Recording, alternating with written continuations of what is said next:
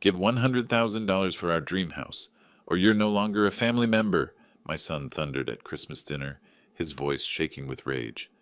I calmly smiled, handed him the envelope, knowing this was just the beginning. When he opened it, his jaw dropped, and he screamed, "This can't be true!" But betrayal won't go unpunished. The consequences will hit harder than he imagines. Before continuing, subscribe to the channel and write in the comments what time it is in your region right now. The turkey sat untouched on the table, steam rising from its golden skin like a warning I should have heeded hours ago. My son Paul's fork clinked against his plate with deliberate precision, each tap a countdown to something I hadn't yet identified, but could feel building in the air of my dining room, like static before lightning. "Dad, you know the Hendersons just closed on that Colonial in Greenwich?" My daughter-in-law, Zandra, said, her voice carrying that practiced casualness that always preceded something calculated. She picked at her cranberry sauce without eating it. 4 bedrooms, 3 baths. Linda posted photos yesterday. Stunning kitchen. I nodded, keeping my attention on cutting my turkey. 38 years evaluating real estate had taught me to recognize when someone was setting up a pitch. Zandra's manicured fingers drummed once against her wineglass, a tell she didn't know she had. "That's nice for them," I said. "They're younger than us," Paul added, his tone sharpening. Mark's still climbing the ladder at his firm. No inheritance, no help from family. Just made it happen. My 14-year-old grandson Glenn shifted in his chair beside me, eyes fixed on his plate. Across from him, Tracy examined her phone with theatrical disinterest, but I caught the tension in her shoulders. The kids knew something was coming. They'd developed the same survival instincts I'd had at their age, back when my own father's moods could turn a dinner into an interrogation. "This house is too big for one person anyway," Paul continued, gesturing with his fork at the colonial dining room around us. The chandelier my late wife had picked out 30 years ago cast warm light over the mahogany table. 4 bedrooms, and you're rattling around here alone. Doesn't make financial sense." There it was, the opening move. "I like my space," I said evenly. "Well, we don't have that luxury." Zandra's smile didn't reach her eyes. 3 years we've been helping you maintain this place, Dad. Paying bills, handling repairs, making sure you're not alone. "I never asked you to move in," I said quietly. Paul's jaw tightened, that muscle jumping the way it did when he was about to lose his temper. He'd inherited that from me, though I'd learned to control mine decades ago. He hadn't. "That's not the point." He set down his fork with enough force to make Glenn flinch. "The point is, we've found our dream home. Finally, a real opportunity." "Congratulations," I said. "Where is it?" "Lakeview Avenue in Greenwich." Zandra's voice went breathy with excitement, the calculated mask slipping for a moment. "New construction, luxury finishes, 5 bedrooms. The developer is offering a special rate, only $1.34 million. I took a sip of water, buying time to process. Greenwich waterfront property at that price meant either serious structural issues or an inflated appraisal. The seller was hoping some eager buyer wouldn't question. My professional instincts kicked in automatically, cataloging red flags. "That's quite an investment," I said. "It's our future," Paul said. "We need to move fast. They want $100,000 down by January 15th to hold the property." The dining room went silent except for the old clock in the hallway ticking away seconds. I could feel all their eyes on me now. Paul's defiant, Zandra's hungry, Tracy's curious, Glenn's worried. $100,000, I repeated. "Cash," Zandra added quickly. "The developer needs cash for the deposit. It's non-negotiable." I set down my water glass and met my son's eyes across the table. "And you're telling me this because?" Paul leaned forward, forearms on the table. "Because you're going to give us the money, Dad. We're family. This house," he gestured broadly, "is worth $847,000. You've got equity. You've got retirement savings. 100,000 is nothing to you, and it's everything to us." "Nothing to me," I said, tasting each word. "You know what I mean." But Paul's voice had taken on that edge, the one that meant he was about to say something he couldn't take back. "You're 67 years old. How much longer are you planning to live in this museum? What are you saving it all for?" "Paul," I started. "No, Dad. We've been patient. We've been here taking care of you, giving up our own lives to make sure you're okay. And now we're asking for one thing.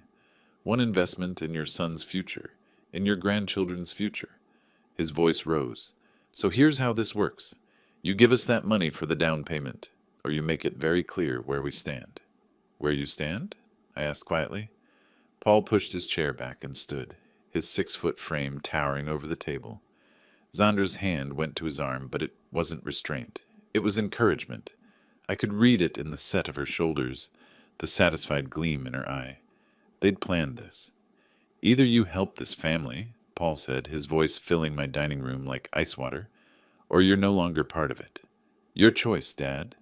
$100,000, or you'll never see these grandkids again. No more Sunday dinners. No more holidays. You'll die alone in this oversized house with your antique clocks and your professional pride, and no one will be there to care. Tracy's fork clattered against her plate. Glenn's face had gone pale. But I kept my eyes on my son, watching him transform into someone I barely recognized, or perhaps someone I'd been refusing to recognize for a long time. The silence stretched for 5 seconds. 10. 15. Then I stood, my chair scraping against hardwood with a sound like a door closing. "I'll be right back," I said. I walked through the dining room into my study, my footsteps measured and calm despite the adrenaline coursing through my veins. Behind me, I heard Zandra hiss something to Paul, heard his confident laugh in response. They thought they'd won. They thought I'd come back with a checkbook, with a promise, with capitulation wrapped in a bow. The white envelope sat in my desk drawer where I'd placed it 4 days ago, exactly where I'd known I might need it. I picked it up, felt its weight, barely anything, just paper and ink, and thought about how something so light could carry such crushing truth. When I returned to the dining room, Paul was already smiling, that cocky, victorious smile that said he'd known all along his ultimatum would work. Zandra's eyes were bright with triumph. Even Tracy had perked up, probably calculating what her share of Greenwich prosperity might look like. Only Glenn looked sick. I placed the envelope on the table in front of Paul's plate. "Here," I said simply. Paul picked it up, his fingers confident as he tore open the seal. I watched his face as he pulled out the document, watched his smile freeze, watched confusion bloom into comprehension, into horror.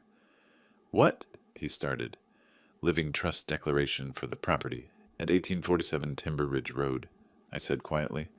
"Dated December 20th, 2024. Notarized and filed with the county recorder's office. I'm the sole beneficiary and trustee. The house cannot be sold, borrowed against, or transferred without my express written consent, which I am under no legal obligation to provide." Paul's face had gone sheet white. Zandra snatched the document from his hands, her eyes scanning the legal language with growing panic. "The house is protected," I continued. "Any attempt to claim ownership, forge my signature, or fraudulently obtain credit using this property as collateral will be met with immediate legal action. I wanted to make sure we all understood where things stood." Paul's voice cracked. "This isn't real. You couldn't have. You wouldn't." "I did."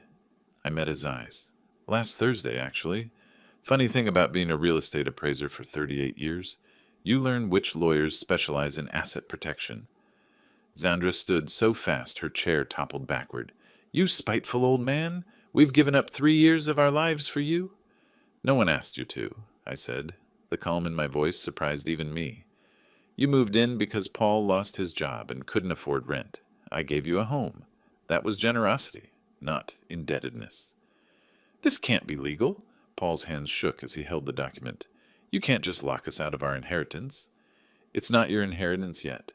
I picked up my water glass again, took a deliberate sip. And given tonight's conversation, I'm starting to think very carefully about what I leave behind and to whom. Paul's face cycled through emotions too fast to catalog.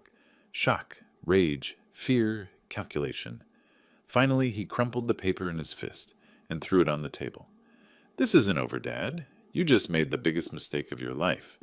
He stormed toward the door, Zandra close behind him, already pulling out her phone. Tracy hesitated, looking between her parents and me, before following with obvious reluctance. Glenn remained seated, his young face a mixture of relief and apprehension. "Grandpa?" he said softly. I put a hand on his shoulder. It's okay, son. Go on upstairs. This doesn't concern you. After he left, I stood alone in my dining room, looking at the cold turkey, the untouched sides, the wine glasses still half full. The crumpled document lay on the table like evidence of a crime that had only just begun to unfold. My hands were steady as I picked up my plate and carried it to the kitchen. 3 years. They'd lived under my roof for 3 years, and I'd convinced myself it was helping them get back on their feet.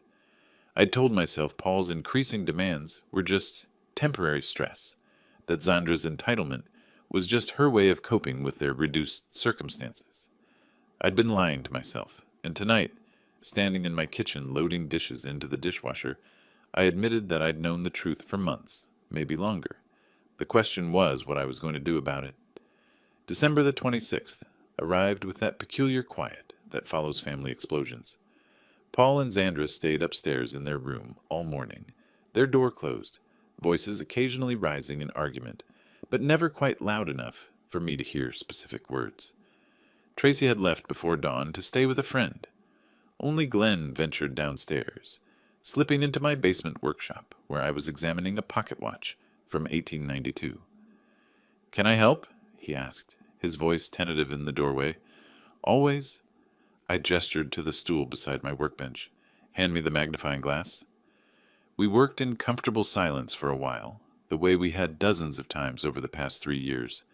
Glenn had inherited my patience with mechanical things, my appreciation for the precise click of gears fitting together. He didn't have his father's need to fill every silence with words. "Grandpa," he finally said, "I heard Dad on the phone last night, after you went to bed." I kept my eyes on the watch mechanism, though my attention sharpened. "Yeah?" "He was talking to someone about documents, about your name being on things." Glenn's fingers twisted together in his lap. He said something about signatures and how nobody would know the difference. The tiny gear I was holding slipped from my tweezers. I set down my tools carefully, giving myself time to process. "What else did you hear?" "He got mad when whoever he was talking to said it wouldn't work. Then he said—" Glenn's voice dropped to barely a whisper. "He said they'd find another way, that you'd regret embarrassing them?" I looked at my grandson properly then, saw the fear and confusion in his young face, and felt something cold settle in my chest. Paul wasn't going to let this go. The living trust had been a defensive move, but clearly I'd underestimated how far my son might be willing to go. "Thank you for telling me," I said quietly. "That took courage." "Are we in trouble?" Glenn asked. "No," I said firmly. "You're not in trouble. None of this is your fault." But I was beginning to realize that I might be in more trouble than I'd anticipated. The phone call came that afternoon, December 27th, while I was reviewing my bank statements in my study. The caller ID showed First National Bank. "Mr. Turner, this is Denise Wallace from our loans department. I'm calling about an application we received for a home equity line of credit. The paperwork shows a request for $45,000 against your property at 1847 Timber Ridge Road." My blood went cold. I didn't submit any application. There was a pause. "The application is dated December 15th, sir. It has your signature, or what appears to be your signature. We're required to verify these requests by phone before processing." "That's not my signature," I said flatly. "I want that application canceled immediately, and I want a copy of it sent to me." Another pause, longer this time. "Mr. Turner, if you're alleging fraud—" "I'm not alleging. I'm stating. Someone forged my signature. I want documentation of this attempt." After I hung up, I sat staring at my desk calendar. December 15th, 9 days before the trust was filed, 9 days before the Christmas dinner confrontation. Paul had tried to borrow against my house before I'd even protected it, and when I'd mentioned feeling off about some recent mail, he'd assured me everything was fine, that he'd been helping by sorting through my paperwork. I'd thought he was being considerate. He'd been covering his tracks. I pulled out my file cabinet and started going through financial documents with a methodical attention to detail that had made me good at my job. Credit card statements, bank records, retirement account summaries. Each page I turned revealed new questions, new discrepancies. 3 credit cards I didn't remember opening, all showing my address, all with balances approaching their limits. Total, $67,300. The purchases ranged from luxury handbags to electronics to a week-long trip to Miami I'd never taken. A withdrawal from my retirement account dated August 2023, $34,000. The notation said, emergency family medical expenses. There had been no emergency, no medical crisis, just money that disappeared. And when I'd asked Paul about our finances that fall, he'd assured me everything was fine. I sat back in my chair, the papers spread across my desk like evidence at a crime scene. 3 years. They'd been systematically draining me for 3 years, and I'd been too trusting, or too willfully blind, to see it. My mind went back to 2021, when Paul had first called to say he'd been let go from the dealership. Restructuring, he'd said. Nothing I could do about it. I'd believed him. I'd offered them a place to stay immediately, because that's what fathers do. That's what family does. I remembered helping them move in that September, how Xandra had looked around my house with barely concealed disappointment, how Paul had joked about slumming it in Dad's old place. I'd laughed it off. They were stressed, I'd told myself. They'd lost their income, their apartment, their independence. A little resentment was natural. But now I remembered other moments. Paul asking to borrow my credit card for groceries and returning it hours later. Xandra volunteering to help organize my financial paperwork. Mail that went missing. Statements I never saw. Each time I'd questioned something, Paul had an explanation. Each time I doubted, I'd talked myself into trust. Because he was my son. Because I'd raised him to be honest. Because I wanted to believe that whatever mistakes he'd made, whatever struggles he faced, he wouldn't steal from his own father. I'd been wrong. The anger came slowly, building like water behind a dam. Not the explosive rage Paul had shown at dinner, but something colder, more controlled. The kind of anger that comes from realizing you've been played for a fool by someone you loved. I thought about the moment Paul had towered over the Christmas table, his voice full of righteous indignation, as he demanded $100,000. The sheer audacity of it. He'd already stolen over $100,000 from me through fraud and identity theft, and he'd had the nerve to demand more while threatening to cut me out of his children's lives. My phone buzzed, a text from an unknown number. We need to talk. This isn't over. P. I deleted it. Then I opened my laptop and started searching for lawyers. Not just any lawyers. Specialists, estate attorneys, criminal defense attorneys who handled financial fraud. Because Glenn's warning about his father's phone call had crystallized something for me. This wasn't just about protecting myself anymore. This was about fighting back. By December 29th, I was sitting in Richard Harris's office in Stamford, a folder of documents spread across his conference table.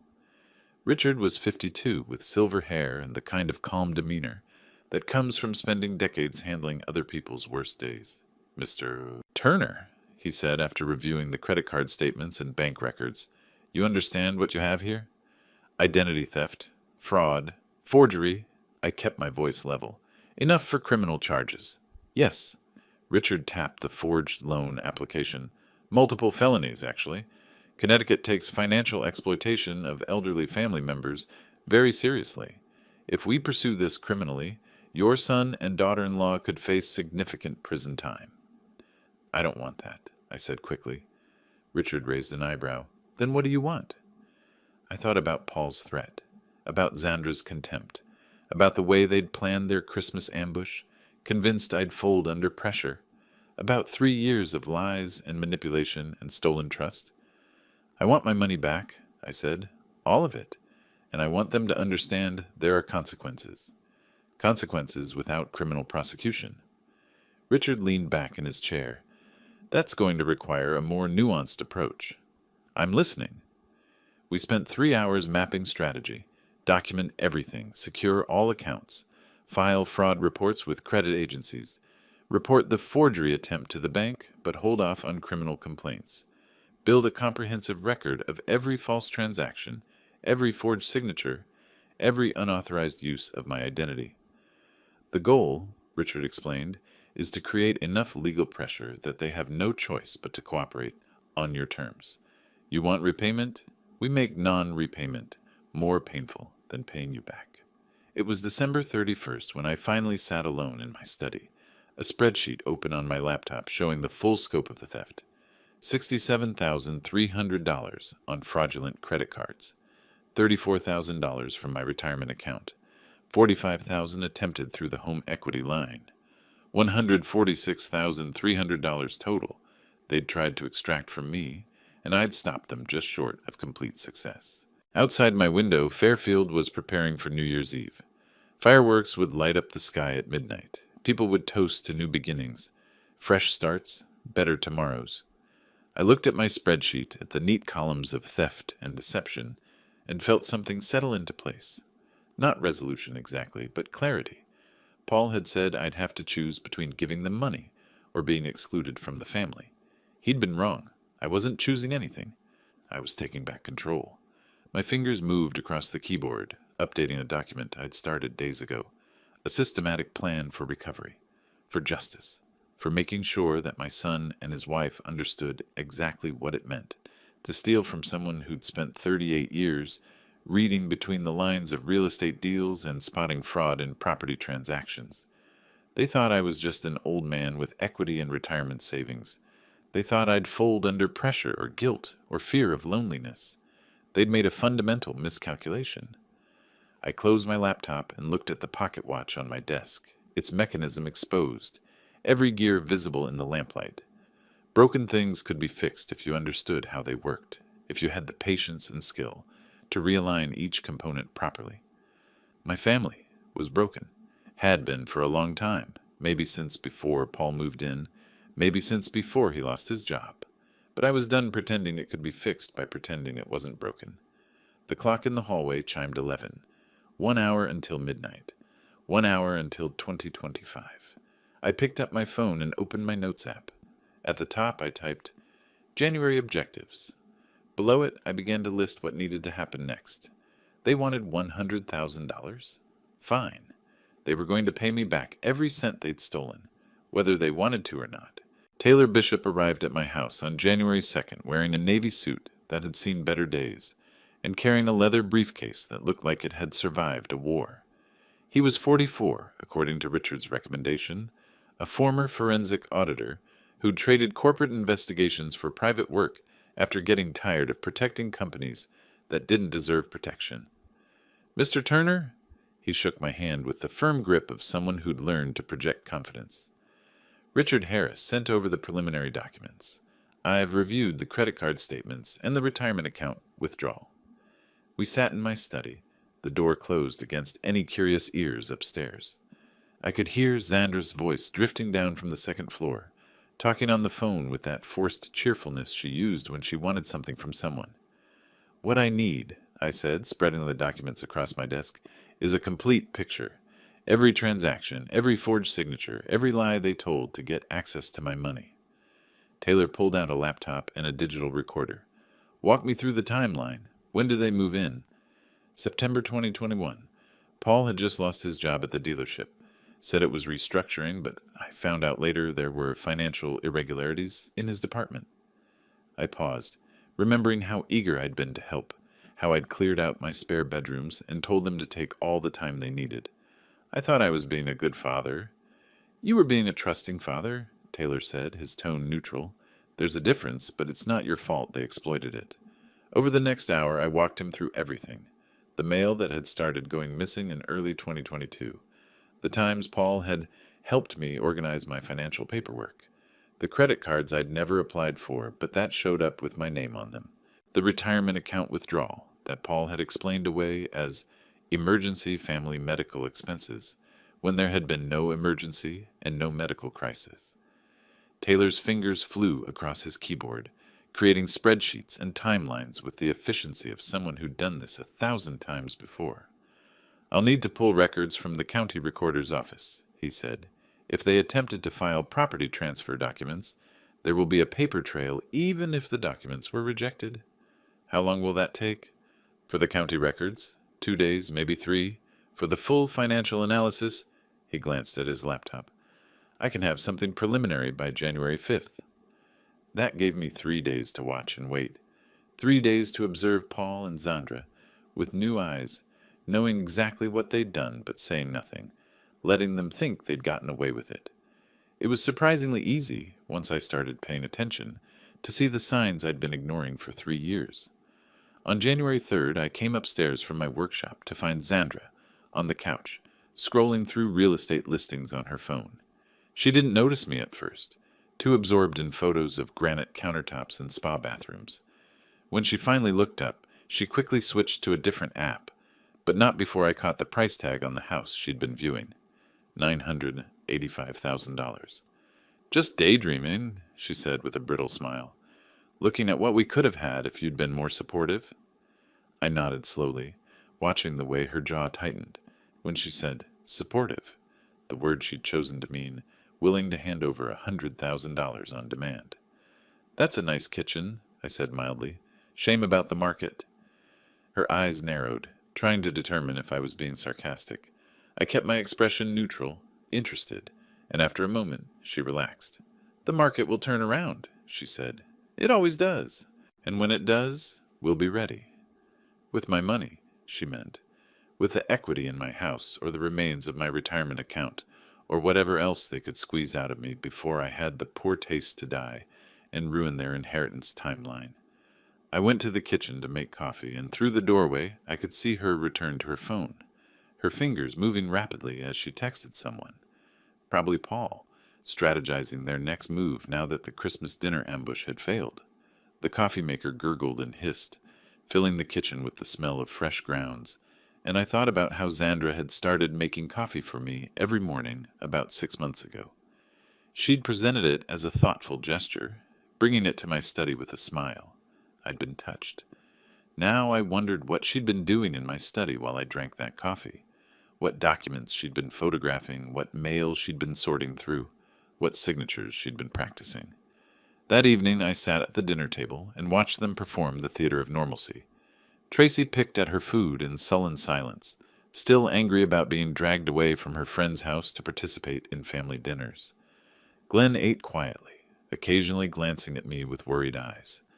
Paul talked about a job interview he had coming up, his voice confident and smooth, the same voice he'd used to explain away every financial irregularity for 3 years. Sales position at a pharmaceutical company, he said, cutting his chicken with precise movements. Base salary plus commission. Could be looking at 6 figures if I hit my targets. Xandra beamed at him. That's wonderful, honey. See, things are turning around. I made appropriate noises of encouragement while doing the math in my head. If Paul got the job and started in February, if he actually performed well, if the commission structure was as good as he claimed, they might be able to afford rent somewhere by summer.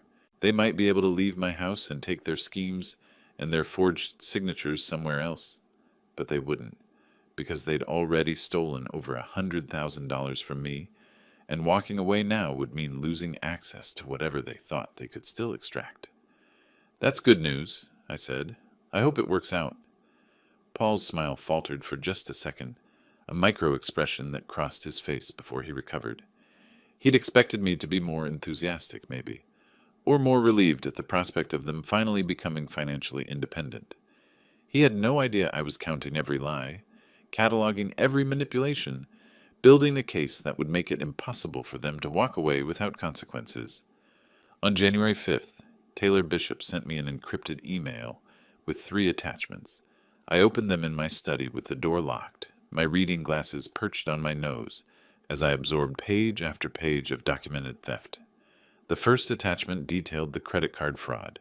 3 cards, opened between March 2022 and November 2023, all using my Social Security number and forged signatures. Total charges, $67,300. Taylor had broken down the purchases by category: luxury goods, electronics, travel, dining. He'd even found Instagram posts from Xandra's account, showing her wearing a Gucci handbag purchased on one of my fraudulent credit cards, posting from Miami on dates that matched the travel charges. The second attachment covered the attempted property transfers. 2 quitclaim deeds filed with the county recorder's office, both in 2023, both attempting to add Paul's name to my property title.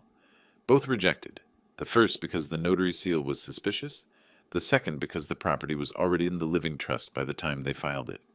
The third attachment was the retirement account withdrawal. $34,000 taken in August 2023, authorized by a power of attorney document that I'd never signed. Taylor had found the bank's original paperwork, and the signature was close, but not close enough. Someone had traced my signature from another document, probably one of my old appraisal reports, but they'd gotten the pressure wrong, the angle of my cursive R slightly off. I sat back in my chair, the documents spread across my desk like evidence at a trial. Because that's what this was, really. Not a trial in court, not yet, but a trial of character, of whether I would let them get away with it or whether I would fight back. My phone buzzed, a text from Richard Harris. Received Bishop's report. Call me when you're ready to proceed. I picked up the phone. I'm ready, I said when Richard answered. File the fraud reports with all 3 credit card companies. File the complaint with the bank about the forged power of attorney. And send Paul and Zandra official notice that we're documenting everything. That's going to escalate things, Richard warned. They'll know you're taking action. Good, I said. Let them know. Let them spend the next few days wondering exactly how much trouble they're in. Richard's voice carried a hint of satisfaction. I'll have the paperwork ready by tomorrow morning. The credit card companies typically respond within 72 hours once fraud is reported with this level of documentation. On January 8th, I sent the fraud reports through Richard's office. By January 10th, I received confirmation that all 3 credit card companies had received the complaints and were launching investigations. By January 12th, Paul and Zandra received letters in the mail. I was in my workshop when I heard Zandra's scream from upstairs. Not a scream of fear, a scream of rage, the kind that comes from someone who's just realized their careful plans have collapsed. Footsteps thundered down the stairs. The workshop door flew open, and Paul stood there, face flushed, holding a letter that shook in his trembling hand. You did this, he waved the letter at me. The credit card companies are demanding immediate repayment of $67,300. They've blocked the accounts, frozen everything. I set down the pocket watch I'd been examining and looked at him calmly. I reported identity theft because someone used my social security number to open credit cards without my authorization. You knew about those cards. I knew about fraud committed using my name, I said. I know that someone forged my signature, opened accounts illegally, and spent tens of thousands of dollars on luxury goods and vacations I never took. And now the banks know too. Zandra appeared behind him, her face twisted with fury. You're destroying us. We're your family. Family doesn't steal, I said quietly. Family doesn't forge signatures and commit identity theft. The credit card companies have given you 30 days to pay the full balance, or they're turning this over to collections and prosecuting for fraud. We don't have $67,000, Paul's voice cracked. You know we don't have that kind of money. I met his eyes. Then you shouldn't have spent it. The house became a war zone of silence. Paul and Zandra stopped speaking to me except through tight-lipped demands or accusations. They stayed upstairs in their room, their voices rising and falling in arguments I couldn't quite hear but could easily imagine. Tracy disappeared to her friend's house for days at a time. Only Glenn continued to slip down to my workshop, though now he came late at night, after his parents were asleep. They're scared, he told me on January 14th, watching me calibrate the springs on a watch from 1903. I heard Mom crying. She said they're going to lose everything. They already lost it, I said, not unkindly. They spent money that wasn't theirs. Now they have to face the consequences. Are you going to make them go to jail? I looked at my grandson, at his worried 14-year-old face, and felt a pang of guilt. Not for what I was doing to Paul and Zandra, but for what my son's choices were doing to his children. I don't want anyone to go to jail, I said, but I do want justice. There's a difference. On January 16th, I learned that Paul and Zandra had hired a lawyer. Not Richard's caliber. This was someone they'd found through a friend of a friend, the kind of attorney who advertises on bus benches and takes cases other lawyers won't touch. I knew because their lawyer called Richard's office, and Richard called me. They're trying to claim you gave verbal permission for the credit cards, Richard said, his tone suggesting this was both expected and ridiculous. Their attorney wants to schedule a meeting to discuss a settlement. What kind of settlement? They want you to sign a statement saying you authorized the cards, in exchange for them agreeing to pay you back in installments over 5 years. I laughed. It wasn't a pleasant sound. So they want me to commit perjury to save them from fraud charges, and in exchange they'll maybe pay me back $67,000 over 5 years, with no interest and no guarantee? That's the general idea. Tell them no, and tell them if they want to discuss this further, it needs to be in a formal meeting with all parties present. On January 23rd, that meeting happened. They'd arranged it at a coffee shop in Fairfield, neutral territory, probably hoping the public setting would keep things civil. Paul and Zandra arrived with their attorney, a sweating man in his 50s named Marcus Webb, who kept mopping his forehead with a handkerchief. I brought Richard, who sat beside me with the kind of calm that comes from knowing you hold all the cards. But I hadn't expected the notary. She was young, maybe 25, and she kept glancing at Zandra with the nervousness of someone who'd been promised this would be quick and easy. She had a notary stamp on the table in front of her and a digital recorder in her purse that I could see peeking out. Richard saw it at the same time I did. His hand went to my arm, a light touch of warning. "Mr. Turner," Marcus Webb began, his voice slick with false friendliness, "we're here today to resolve this unfortunate misunderstanding. My clients believe that there was a verbal agreement regarding the financial assistance they've provided you over the past 3 years." "Assistance they provided me?" I interrupted. I'd love to hear what assistance that was. Webb's smile tightened. "They've been living with you, helping maintain your property, providing companionship. They've been living in my house rent-free while stealing my identity and forging my signatures," I said calmly. "Those aren't the same thing." Zandra leaned forward, her eyes red-rimmed like she'd been crying. "Dad, please, we're trying to make this right. We just need you to confirm that you knew about the credit cards, that you were okay with us using them for family expenses." The notary's hand moved toward the recorder. Richard stood up. "This meeting is over. Mr. Turner will not be making any statements, recorded or otherwise, without full legal review. And for the record," he looked directly at the notary, "any attempt to record this conversation without all parties' explicit consent is illegal in Connecticut, as is notarizing a statement obtained under false pretenses." The notary went pale. She grabbed her stamp and her purse and left the coffee shop so fast she almost knocked over a chair. Webb sputtered, "We're trying to resolve this amicably." "No," Richard said flatly. "You're trying to get my client to provide you with a statement you can use to avoid fraud charges. It's not going to happen. If your clients want to discuss actual repayment, they can do so through proper legal channels. Otherwise, we're done here." We left them sitting at the table, Zandra's careful makeup starting to run with real tears, Paul's face a mask of barely controlled rage.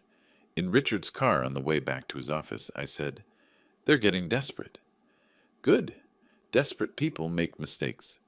Richard glanced at me. "How far are you willing to push this?"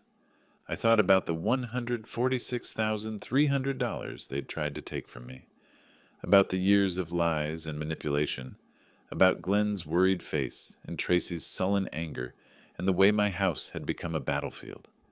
"As far as it takes," I said. On February 1st, the credit card companies sent their official demand letters.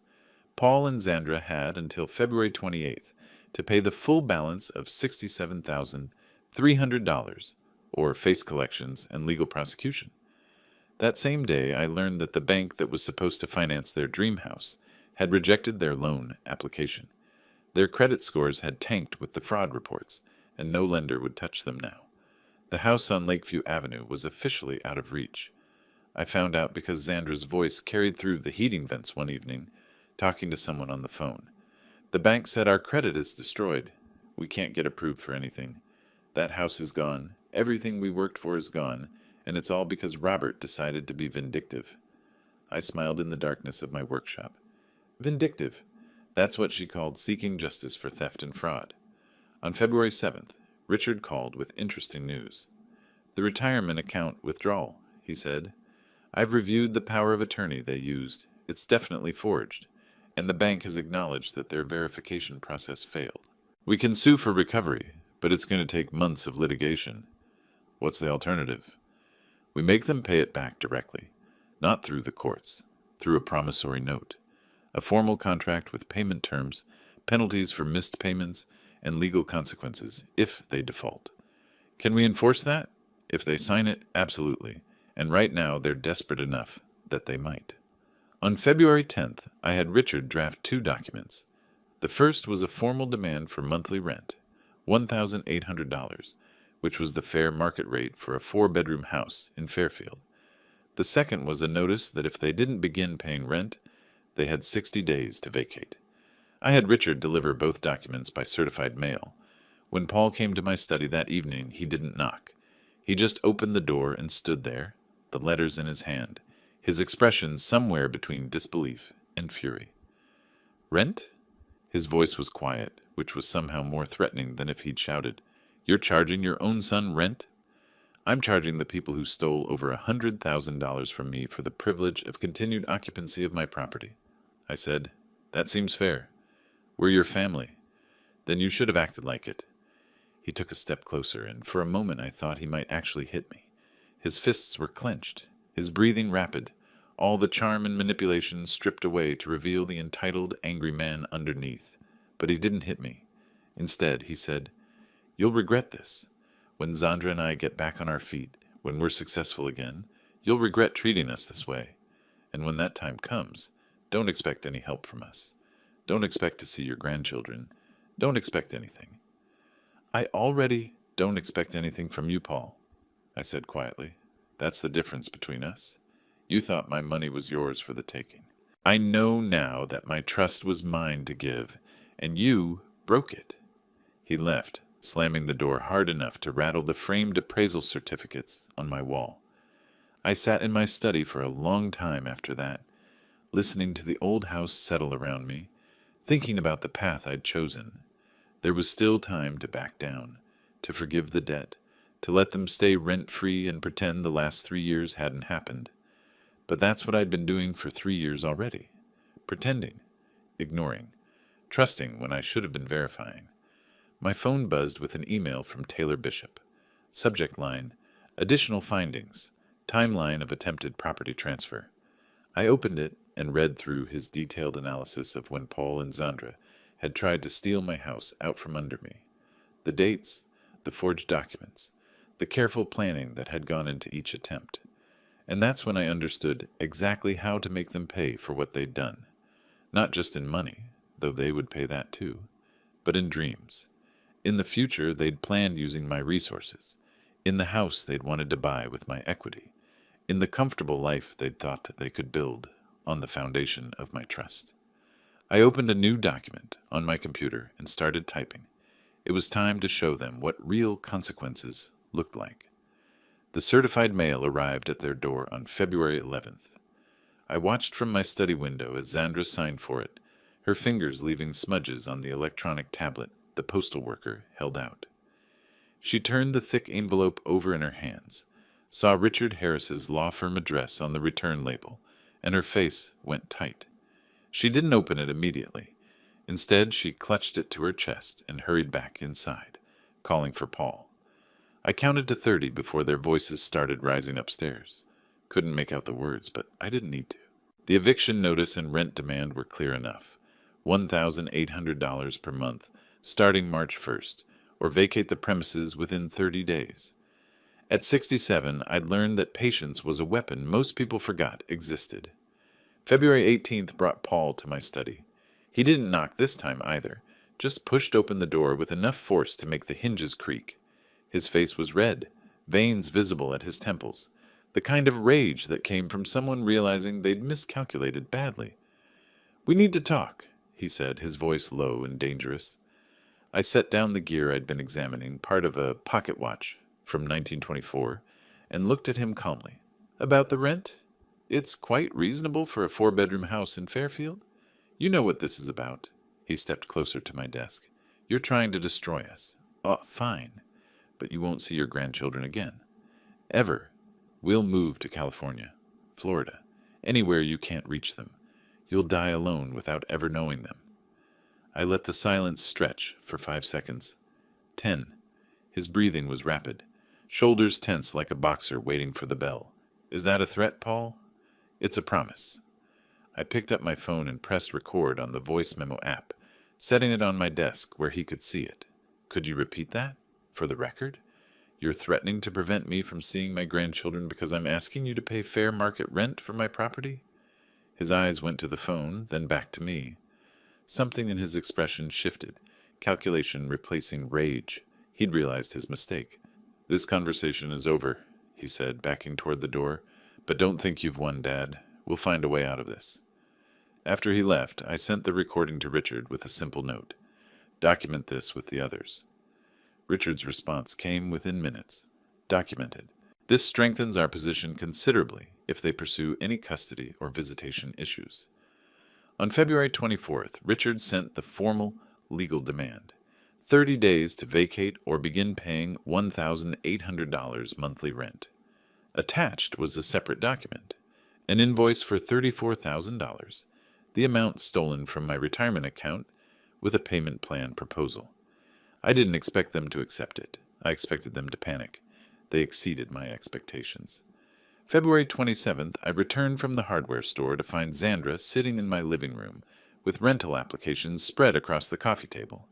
She looked up when I entered, her makeup perfect, despite the red-rimmed eyes. We're trying, she said, her voice brittle. We've applied to 6 places, but our credit... She trailed off, looking at the papers like they were evidence of crimes she hadn't committed. Your credit is damaged because you committed fraud, I said quietly. That's not something that goes away with applications. We made mistakes, her voice rose. But we're your family. Tracy and Glenn need stability, and you're throwing us out on the street. I'm offering you a chance to stay. $1,800 a month. That's the deal. We don't have that kind of money. Then I suggest you find employment. Both of you. She stood, grabbing the applications with shaking hands. You've changed. The man I knew 3 years ago would never have been this cold. The man you knew 3 years ago didn't know his son and daughter-in-law were stealing from him, I replied. People change when they discover the truth. On March 1st, they didn't pay rent. The deadline came and went without a check, without a conversation, without acknowledgement. On March 5th, I was having coffee at Miller's Coffee House on Post Road, reading the newspaper and enjoying the rare quiet, when someone called my name. Robert? Robert Turner? I looked up to see Gregory Holmes approaching my table, a broad smile on his weathered face. Greg was 61, silver-haired, with the kind of presence that came from decades in real estate development. We'd worked together on property valuations back in the early 2000s, before he'd moved into project management. Greg!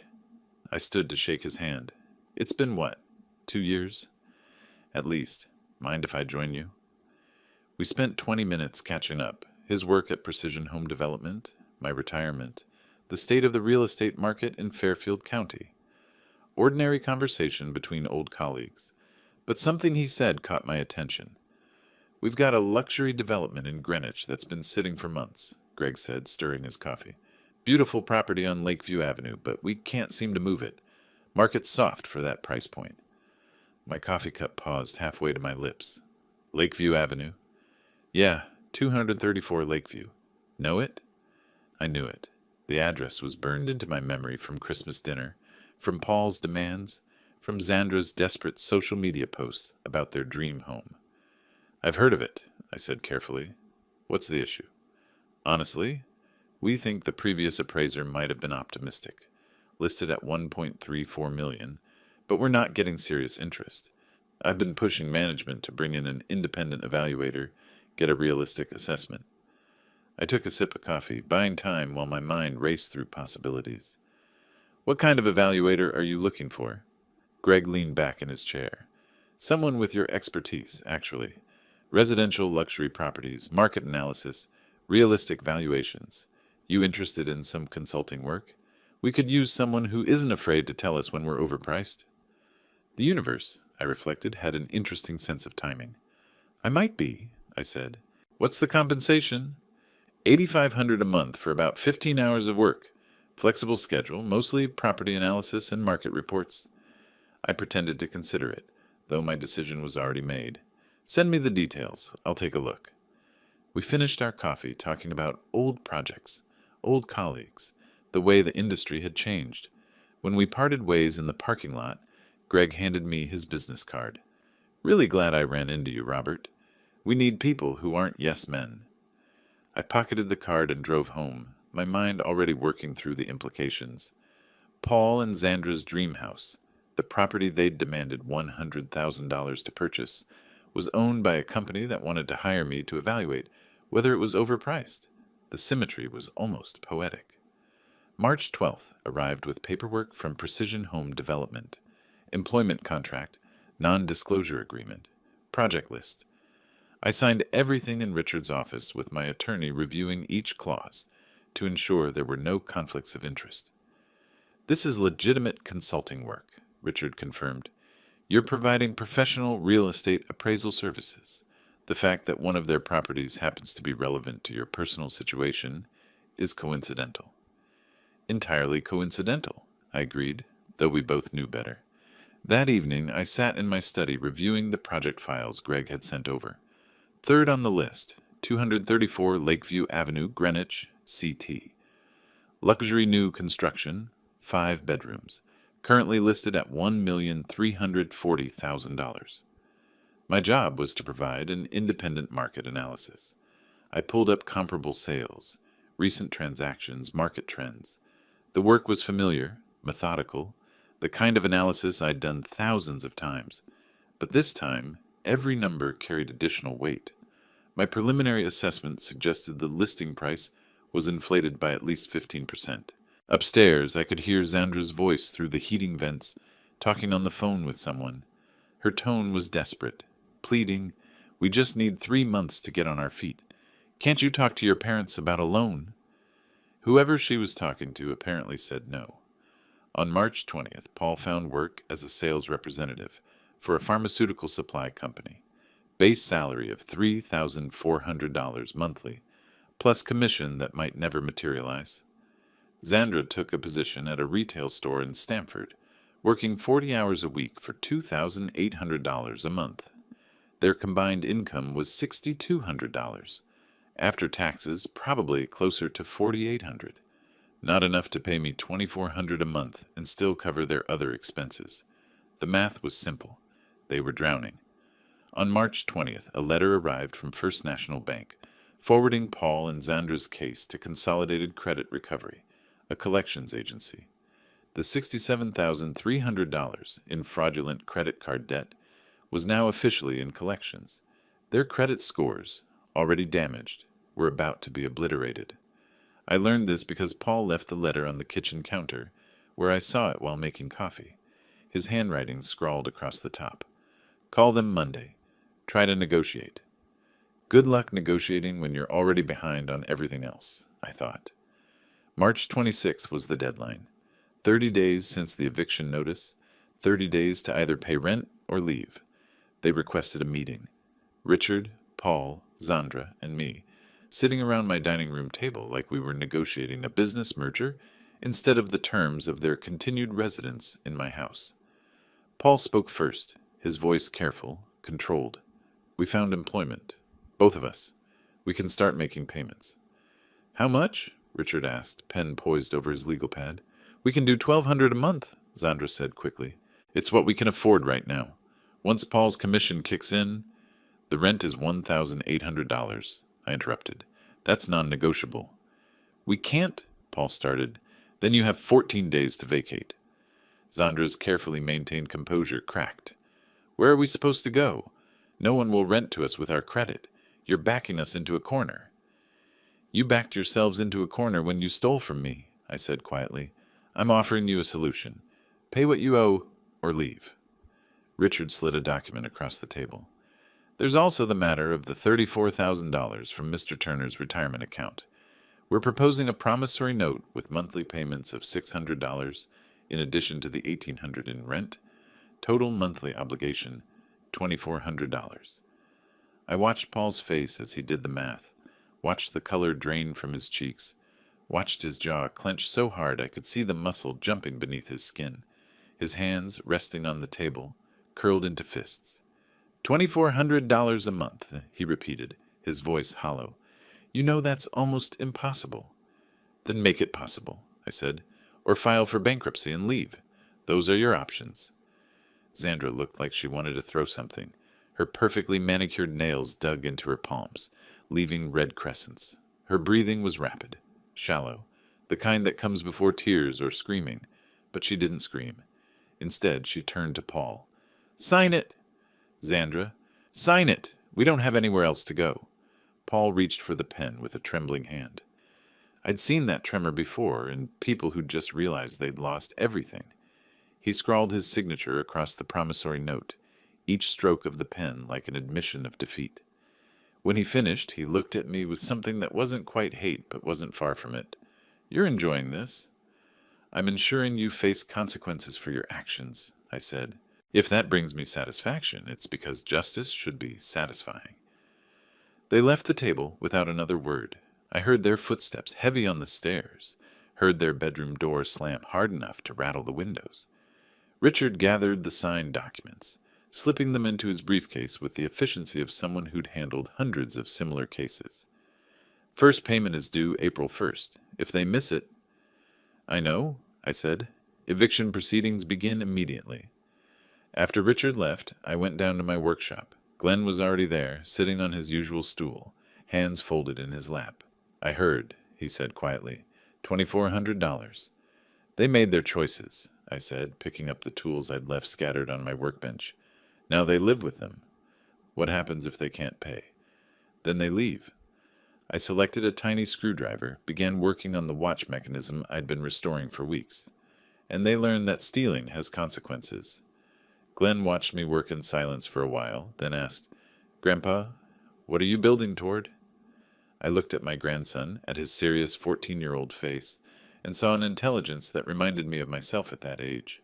Observant, thoughtful, able to see patterns where others saw chaos. "Justice," I said simply. "I'm building toward justice." On March 28th, my first paycheck from Precision Home Development arrived, $8,500.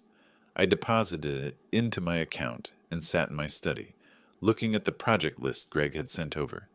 Tomorrow, I would begin my evaluation of 234 Lakeview Avenue, the house Paul and Zandra had demanded I finance, the dream they'd been willing to threaten and manipulate to obtain. I opened a new document on my computer and started typing my preliminary market analysis notes. The work was professional, thorough, based purely on comparable sales and market data. But I'd be lying if I said there wasn't a certain satisfaction in knowing that my professional expertise was about to play a role in their dreams crumbling even further. Glenn's question echoed in my mind. "What are you building toward?" The answer was simple. I was building toward the moment when Paul and Zandra would realize that every dollar they'd stolen, every signature they'd forged, every lie they'd told, had consequences far beyond what they'd imagined. And I was going to make sure those consequences were thorough, legal, and utterly inescapable. The watch on my workbench ticked steadily, each gear meshing perfectly with the next. Broken things could be fixed if you understood their mechanisms. Stolen time could be restored if you were patient enough to work through each component. Justice, I'd learned, worked the same way. April 3rd arrived with the kind of crisp spring morning that made Connecticut beautiful. I drove to Precision Home Development's office in Greenwich, my briefcase containing project files and my laptop loaded with comparable property data. Greg met me in the conference room, coffee already waiting. "Robert, good to see you. Let's go over the new assignments." He spread a list of properties across the table. Residential developments, luxury homes, commercial projects. My eyes caught on the third item, 234 Lakeview Avenue, Greenwich. I kept my expression neutral, professional. "This one's been on the market a while." 4 months without serious interest, Greg said, tapping the file. "Management's getting nervous. The listing price is $1.34 million, but we're wondering if that's realistic. We need an honest assessment, not wishful thinking." I picked up the file, flipped through the specifications. 5 bedrooms, 4 bathrooms, luxury finishes throughout. The same house Paul had demanded $100,000 to purchase. The same house Zandra had posted about on her social media, calling it our future dream home.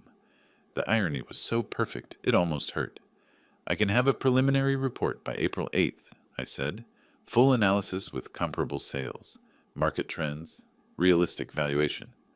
"That's exactly what we need. No one's going to question your numbers. You wrote the book on fair market valuation in Fairfield County. I spent the next 3 days doing what I'd done for 38 years, evaluating property.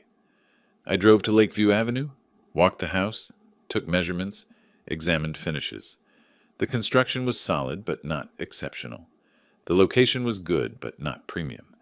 The asking price was inflated by at least 15% based on recent comparable sales. My report was thorough, professional, and damning. Based on current market conditions and comparable sales analysis of similar properties in Greenwich, the fair market value of 234 Lakeview Avenue is approximately $1,150,000. Current listing price of $1,340,000 represents a 19.6% premium over market value. I submitted the report on April 8th. By April 10th, Precision Home Development had lowered the listing price to $1,150,000. On April 12th, the new price went public. That evening, I was in my workshop when I heard Zandra's voice from upstairs, sharp with disbelief. "Paul, come look at this." Their footsteps thundered overhead. I set down my tools and listened. The house on Lakeview dropped to 1.15. Zandra's voice carried through the heating vents. "It's down $190,000. If we'd bought it when we wanted to." "We couldn't buy it then either," Paul said, his voice heavy with defeat. "Our credit was already tanking." "But still, we could have done a lot of things if Dad hadn't sabotaged us." I allowed myself a small smile. They still didn't realize that their dream house belonged to the company that employed me, that I was the one who'd evaluated it, that my professional expertise had been the instrument of the price reduction. Sometimes the best revenge was the kind people didn't even know was happening. April 1st had brought their first rent payment, $2,400 delivered by check with Paul's signature, scrawled so hard it nearly tore the paper. I deposited it without comment, watching their bank account balance drop and knowing exactly how much that payment hurt. Their combined income was $6,200 monthly, after taxes closer to $4,800. The $2,400 to me left them with $2,400 for everything else: food, utilities, gas, car insurance, phone bills. They were living paycheck to paycheck, every dollar accounted for, the life of luxury they'd built on my stolen money evaporating like morning dew. I'd see them sometimes in the kitchen, Zandra calculating bills on her phone, Paul staring at nothing with the hollow eyes of someone who'd realized, too late, that actions have consequences. The expensive dinners out had stopped. The designer clothes Zandra used to wear had been relegated to the back of her closet, replaced by discount store basics. Her Instagram, once full of carefully curated shots of prosperity, had gone silent. On April 18th, I was reading in my study when raised voices erupted upstairs. Not Paul and Zandra this time. Tracy and her mother. "You lied to me," Tracy's voice cracked with betrayal. "Grandpa never gave you permission. These are forged signatures. Glenn showed me the documents." "Tracy, sweetie, you don't understand," Zandra started. "I understand perfectly. You stole from him. You used his identity to buy all your expensive stuff, and now you're trying to make him the villain. We're your parents. You should be on our side. I'm on the side of people who don't commit fraud." A door slammed hard enough to rattle the windows. Minutes later, I heard Tracy's footsteps coming down to the basement. She appeared in my workshop doorway, face flushed, eyes red. "Can I stay down here for a while?" she asked quietly. "Of course." I gestured to the spare stool. "Want to help with this pocket watch? The spring mechanism needs adjustment." We worked in silence for 20 minutes before she spoke again. "I didn't know about what they did. I thought you were being mean, making them pay rent when they were struggling. And now I know they created their own struggle." She carefully handed me a tiny gear. "Glenn tried to tell me, but I didn't want to listen. I wanted to believe Mom's version where you were the bad guy." "It's easier to believe the version where someone else is at fault," I said. "Takes courage to face uncomfortable truth." She looked at me, this 16-year-old who was learning that her parents weren't who she'd thought they were. "Are you going to make them leave?" "Only if they don't keep up their payments. The promissory note is clear. $2,400 a month. They miss a payment. They're in default. Do you think they'll make it?" I thought about their financial situation, the collections agency breathing down their necks, the court date looming for the $67,300 in fraudulent charges. I think they'll try very hard. Whether they succeed depends on choices they make going forward. On April 20th, I met with Greg at the Precision Home Office. He had news about Lakeview Avenue. "We've got a potential buyer," he said, pulling up an email on his computer.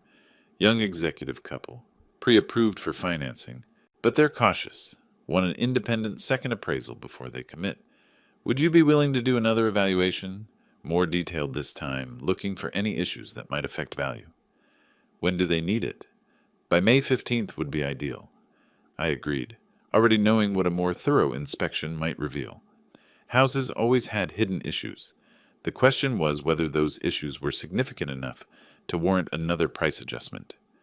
As I drove home, I thought about the layers of irony stacking up. Paul and Zandra's dream house, slipping further from reach with every professional report I filed. The money they'd stolen from me now funding my ability to systematically dismantle their aspirations.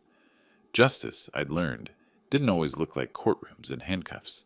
Sometimes it looked like market analysis reports and comparative sales data. Sometimes it was methodical, professional, and utterly legal. And sometimes that was the most satisfying kind of all. April 25th was unseasonably warm. I stood in the empty house at 234 Lakeview Avenue, clipboard in hand, examining every corner with the attention to detail that came from decades of practice. The finishes were impressive at first glance. Granite countertops, hardwood floors, high-end appliances. But I wasn't looking at surfaces. I was looking at structure, foundation, systems that kept a house functional beyond its cosmetic appeal. In the basement, I found hairline cracks in the foundation wall. Not catastrophic, but concerning. Evidence of minor water infiltration, old but present. The drainage system around the foundation was improperly graded, directing water toward the house instead of away from it. In the crawl space, I found improper ventilation that would lead to moisture problems within 5 years. I documented everything with photos and notes.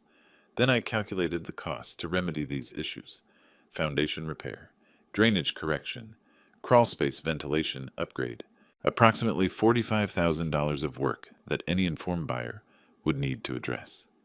My report was clear. While the property presents well cosmetically, structural inspection reveals foundation drainage issues and ventilation deficiencies that will require an estimated $45,000 in remedial work. Adjusted market value accounting for necessary repairs, $1,105,000. I submitted the report on April 30th. On May 2nd, my phone rang. Paul's voice was tight with barely controlled fury. "I know what you're doing." I set down the watch I'd been repairing. "What am I doing, Paul?" "That house on Lakeview. It dropped again. Down to 1.1 million. A friend who's a realtor told me the developers cited structural issues in their latest evaluation report." His voice rose. "You're working for them, aren't you? You're deliberately destroying that house's value." "I'm doing professional real estate appraisal," I said calmly. "If a property has issues that affect its value, I have an ethical obligation to report them. Do you have a problem with professional ethics?" The silence on his end was loaded with impotent rage. He knew. Knew I was involved, knew I was influencing the price, knew that every dollar the house dropped was another nail in the coffin of their dreams. But he also knew he couldn't do anything about it. My work was legitimate, professional, based on objective analysis. The fact that it happened to align with my personal satisfaction was simply fortunate timing.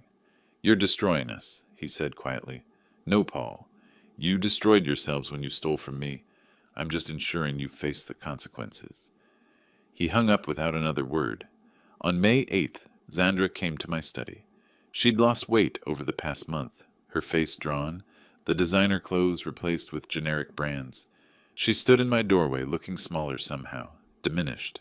"I found a house," she said without preamble, "in Stamford. $485,000. Not Greenwich, but it's decent. Decent neighborhood, good schools for the kids. Congratulations. We need to get pre-approved for the mortgage. I was hoping—" She stopped, swallowed. "I was hoping you might write a letter to the bank, explaining that we're current on our rent payments to you, that we're reliable." I looked at her, this woman who'd spent $8,450 of my stolen money on designer handbags. What's your credit score right now? Her jaw tightened. 520. The collections agency filed their claim? Yes. And you think a letter from me will convince a bank to lend you $500,000 when your credit score is in the basement and you're actively in collections? I thought, her voice cracked, I thought maybe you'd help for Tracy and Glenn. They deserve stability. Tracy and Glenn have stability. They live in my house, which isn't going anywhere. You and Paul are the ones who created this situation. Every consequence you're facing is the direct result of choices you made. We made mistakes. You committed fraud, multiple times, systematically over 3 years. I kept my voice level. A mistake is an accident. What you did was deliberate theft. She left without another word. That evening I heard her crying through the walls, the sound muffled but unmistakable. I felt no satisfaction in her tears, just a quiet certainty that consequences were finally arriving where they belonged. On May 12th, a certified letter arrived. Consolidated Credit Recovery had filed a lawsuit against Paul and Zandra Turner for the sum of $67,300 plus interest and legal fees. Court date, June 16th. That evening they came to my study together. Paul's face was pale, Zandra's eyes red-rimmed. We need help, Paul said without pretense. The collections agency is suing us. If they get a judgment, they can garnish our wages, seize our assets. We'll lose everything. What do you want from me? Help us settle. Talk to them. Maybe if you... He stopped, realizing how absurd it sounded. Maybe if I what? Testified that you didn't commit fraud? Vouched for your character? Paid your debt for you? Zandra stepped forward. We'll pay you back, every cent. Just help us with this one thing, and we'll... You're paying me back, I interrupted. $600 a month toward the $34,000 you stole from my retirement. At that rate, you'll be done in about 57 months. As for the $67,000 you charged to fraudulent credit cards, that's your problem. You made those charges. You deal with the consequences. We could declare bankruptcy, Paul said, the words bitter in his mouth. You could. That's your right. But it won't eliminate the promissory note you signed. That debt to me survives bankruptcy. And if you file, I'll have grounds to evict you immediately for material adverse change in financial circumstances. They stood there, trapped by the web of consequences they'd woven themselves. Every avenue of escape I'd systematically closed. Every easy solution I'd already blocked. You can negotiate a payment plan with the collections agency, I said. They'll usually accept monthly payments rather than pursuing a judgment. It'll cost you more in the long run with interest, but it's better than garnishment. After they left, I pulled up the final appraisal report for 234 Lakeview Avenue, sent it to Greg on May 15th as requested. The potential buyers had reviewed it, seen the foundation issues and required repairs, and withdrawn their offer. Greg's email response. They're passing. Property's going to sit for a while. Might need to drop price further to find a buyer willing to take on the repairs. Thinking $980,000 might be where we land. $980,000. $360,000 less than what Paul had wanted me to finance with $100,000 down. I closed my laptop and went down to my workshop. Glenn was already there, working on a clock movement we'd been restoring together. Dad and Mom are freaking out, he said quietly. They got sued. I know. Is that part of your plan? No. That's a consequence of their choices. The collections agency would have sued regardless of anything I did. But yes, it's convenient timing. They hate you now. I looked at my grandson. They hated me when I said no to $100,000. They hated me when I protected my house. They've hated me every time I refused to be their victim. Their hatred isn't new. It's just honest now. Glenn nodded slowly. Tracy moved into the spare bedroom. Said she can't stand being near Mom anymore. How's she doing? Better. She talks to me now. Actually talks, not just complaining about stuff. He adjusted a tiny gear. She wants to learn clock restoration, too. She's welcome any time. We worked in comfortable silence. Above us, through the walls and floors, I could hear Paul and Zandra's voices, rising and falling in argument. About money, about the lawsuit, about their ruined dreams. Their dream house had dropped from $1,340,000 to an estimated $980,000. My professional evaluations, based on objective market analysis and structural inspection, had carved $360,000 from their aspirations. And the beautiful thing was, it was all completely legal, all professional, all based on sound real estate appraisal principles I'd been applying for nearly 4 decades. Sometimes revenge didn't need to be elaborate. Sometimes it just needed to be thorough. May rolled into June with the kind of relentless heat that made Connecticut feel like a different state entirely. I watched it all from my air-conditioned study, tracking numbers on spreadsheets with the same methodical attention I'd once applied to property valuations. Paul and Zandra's financial situation was deteriorating like a house with a bad foundation, slowly at first, then catastrophically. Their social media told the story better than any report could. Zandra's Instagram, once a carefully curated gallery of designer handbags and restaurant meals, had gone dark. The last post from mid-April showed a generic sunset with a caption about appreciating simple things. The comments were sparse. Her high school friends, the ones she'd been so desperate to impress, had stopped engaging entirely. I knew because Tracy showed me, sitting in my workshop on May 25th, with her phone tilted toward me. Mom deleted almost everything. All the Miami photos, the designer stuff, even pictures of the house on Lakeview. People notice when prosperity disappears, I said, adjusting the mainspring on a pocket watch from 1912. Especially people who only valued the prosperity to begin with. Tracy had become a fixture in my workshop over the past month. Her transformation from sullen teenager, parroting her mother's entitlement, to thoughtful young woman was one of the few genuinely pleasant developments in this entire mess. She picked up a tiny gear, examining it in the light. Glenn says you're teaching him patience, that every gear has to be exactly right, or the whole mechanism fails. That's true for watches, I said, also true for justice. She looked at me with eyes that reminded me of her grandfather, my father, who'd taught me that integrity wasn't negotiable. Is that what this is? Justice? What would you call it? I'd call it watching someone face consequences they spent 3 years avoiding. She set down the gear carefully, which I guess is the definition of justice. Upstairs, I could hear Zandra's voice on the phone, the desperation barely masked by forced cheerfulness, trying to find extra hours at the retail store, begging for shifts. The woman who'd once posted about spa days and shopping trips, now pleading for the chance to work evenings and weekends. On June 3rd, Paul received the call that would cement their fate for the next year. I was in my study when I heard his phone ring, heard his cautious greeting turn into long silence. From my position at my desk, I couldn't see him, but I could imagine his face, that particular shade of gray that came with recognizing inevitable defeat. "What are the terms?" he asked finally, his voice flat. More silence. Then, 72,458? That's with interest? Pause. 12 months. 6,038 per month. His voice cracked slightly. Fine. Send the paperwork.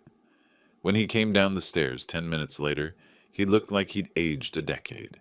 He stood in my study doorway, not entering, just hovering there like a man waiting for execution.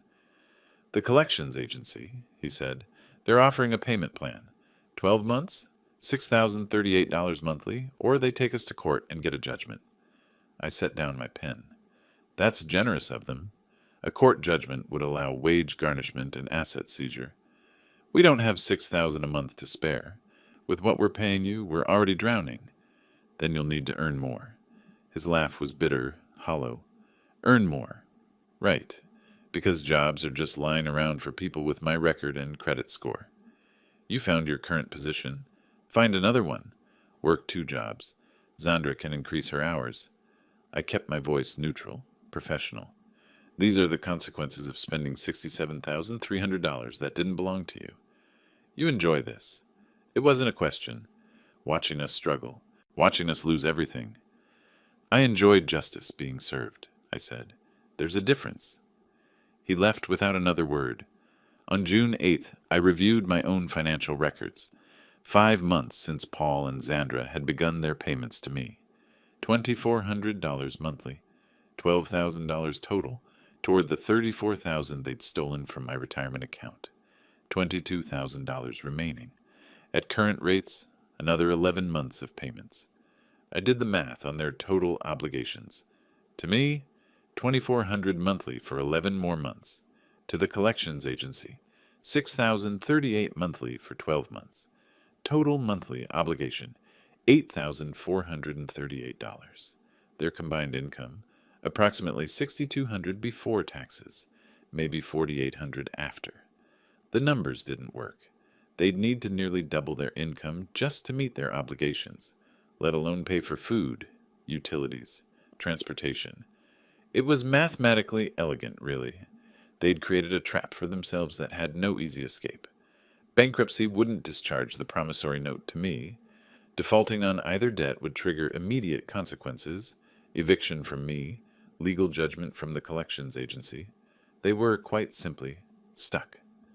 On June 12th, an envelope arrived from Precision Home Development. I opened it in my study, already knowing what it would say. Greg's email had been enthusiastic. Robert, the board is thrilled with your work. Your evaluations have been consistently accurate and professional. We'd like to extend your contract for another year with a rate increase to $9,200 per month. The letter formalized the offer. I signed it and returned it the same day. That evening, Glenn found me in my workshop, cleaning tools and organizing my workbench. He sat on his usual stool, quiet for a long moment before speaking. Dad's been looking for second jobs, he said. I heard him on the phone with some warehouse that does night shifts. That's practical. Mom's trying to get promoted to assistant manager at her store. She thinks it might mean an extra $400 a month. I nodded, making notes in my ledger. The pocket watch collection I maintained as inventory, each piece documented with purchase price, estimated value, restoration costs. Grandpa, Glenn said carefully, why do you still let them live here? It was a fair question. I could have evicted them back in March, could have forced them onto the street with their ruined credit and mounting debts. It would have been legal, justified, satisfying any immediate way. Because justice isn't just about punishment, I said, setting down my pen. It's about learning. If I throw them out, they become victims in their own story. Poor Paul and Zandra, destroyed by Robert's cruelty. But if they stay here, paying every month, watching their lifestyle shrink while they repay what they stole, that's a lesson they'll remember. You think they'll actually learn? I think they won't steal from anyone else? I looked at my grandson. Sometimes that's the best you can hope for. Glenn nodded slowly, then picked up the watch I'd been working on, an 1887 pocket watch, nearly complete after weeks of careful restoration. Tracy wants to help with this one, he said. She says she likes that broken things can be fixed if you're patient enough. I smiled. Then we'll work on it together, all three of us. Outside my workshop, upstairs in the house they'd tried to steal, Paul and Zandra were drowning in the consequences of their choices. Their credit destroyed, their dreams demolished, their future mortgaged to repay the debts they'd created. And down in my basement, surrounded by the precise mechanisms of antique timepieces, I felt something settle into place. Not quite satisfaction, not quite peace, but something close to both.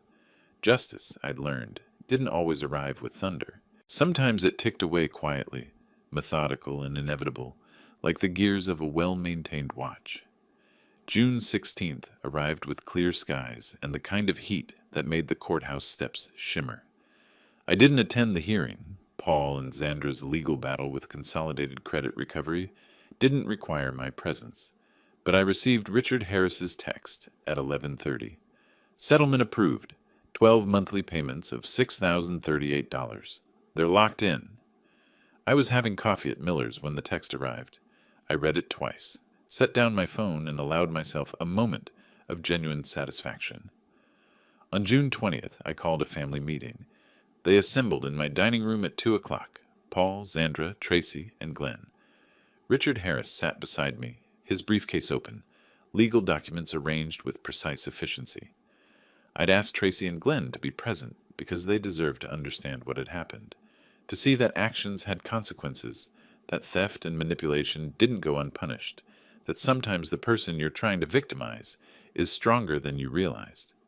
Paul and Zandra sat across from me, their faces showing the strain of 6 months of financial pressure.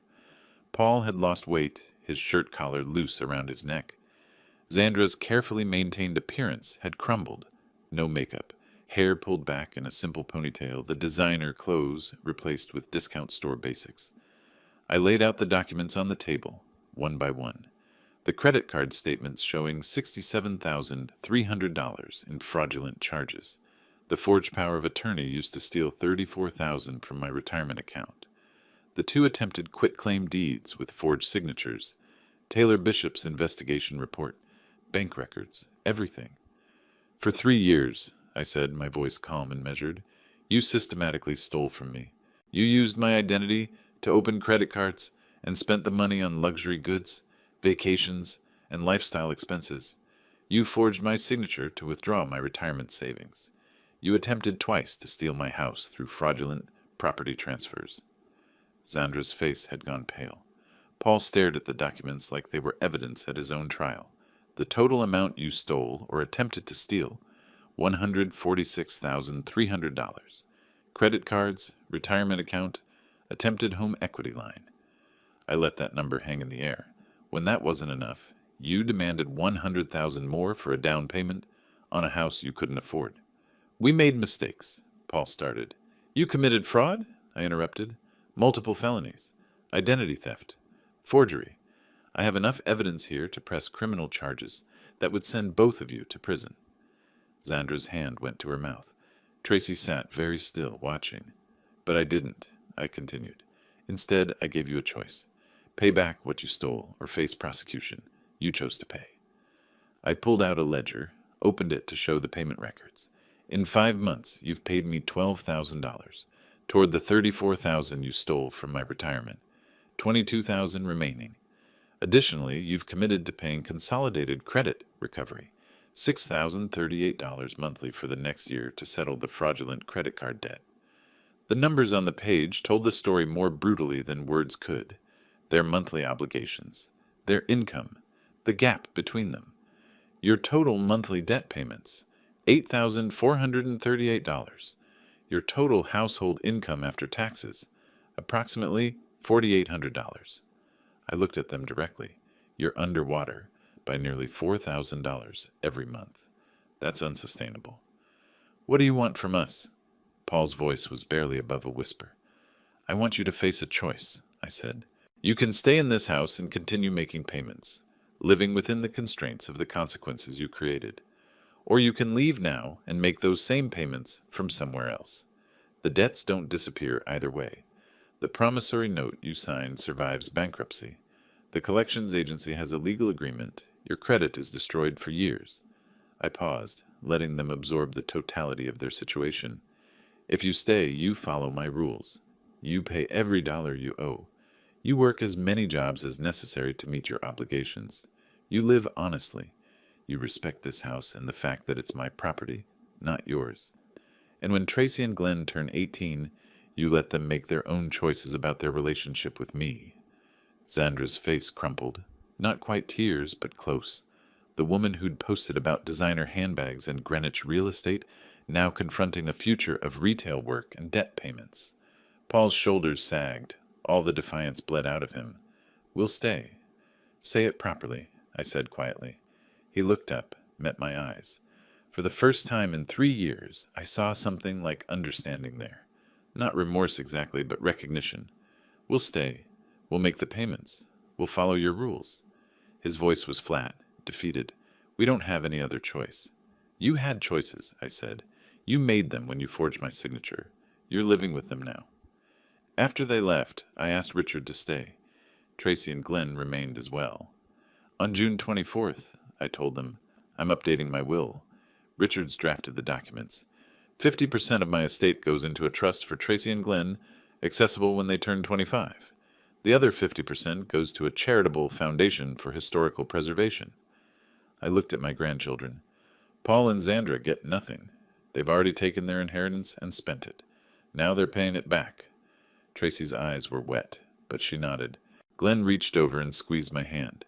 The house, my investments, my collections, everything protected, everything documented. When I'm gone, you'll be taken care of. I paused. But that's a long time from now. Right now, we have a pocket watch to finish restoring. June 24th. I sat in Richard's office as the notary witnessed my signature on the new will. Every page, every clause, ensuring that the people who'd tried to steal my legacy would receive nothing from it. June 28th arrived on a Sunday evening. The heat had broken, leaving behind comfortable warmth and clear skies. Tracy, Glenn, and I sat in my workshop, the 1887 pocket watch spread across my workbench in pieces. We'd been working on it for weeks, each component carefully restored, each gear precisely fitted. "This is the last piece," Tracy said, holding the tiny balance wheel. "Once this goes in, it should run."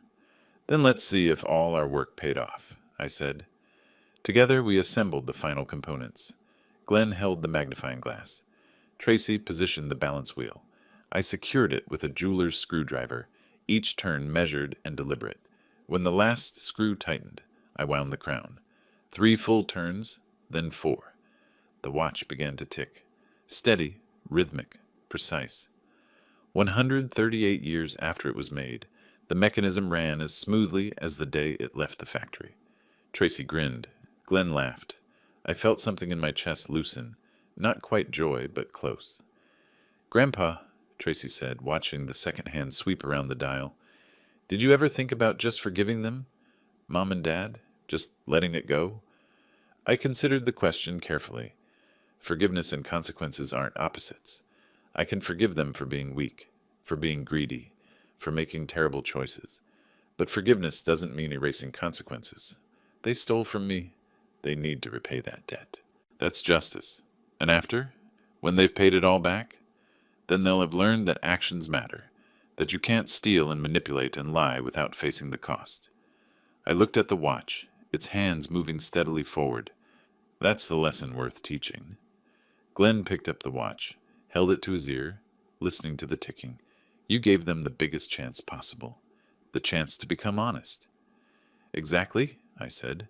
"What they do with that chance is their choice, not mine." Upstairs, I could hear Paul and Zandra moving around, getting ready for another week of work, another round of payments, another month of consequences. Their dream house had dropped to $980,000, $360,000, less than they'd planned. Their credit was destroyed, their social aspirations demolished, their future mortgaged to repay debts they'd created. And down in my basement workshop, surrounded by the precise mechanics of restored timepieces and the grandchildren who'd chosen truth over lies, I felt the satisfaction of justice properly served. The watch ticked steadily, marking seconds into minutes, minutes into hours, each moment measured, each gear in its place, each component working exactly as it should. Some people spend their lives trying to take shortcuts, to steal what they haven't earned, to manipulate and lie their way to prosperity. They never learn that broken trust, like a broken watch, requires careful, patient work to repair, and some damage, once done, leaves permanent marks. I smiled, listening to the rhythmic ticking of 1887 craftsmanship brought back to life through patience and precision, justice restored, balance maintained, time moving forward, second by second, toward whatever came next. If you like this story, please like this video, subscribe to the channel, and share your impressions of this story in the comments. To listen to the next story, click on the box on the left. Thank you for watching.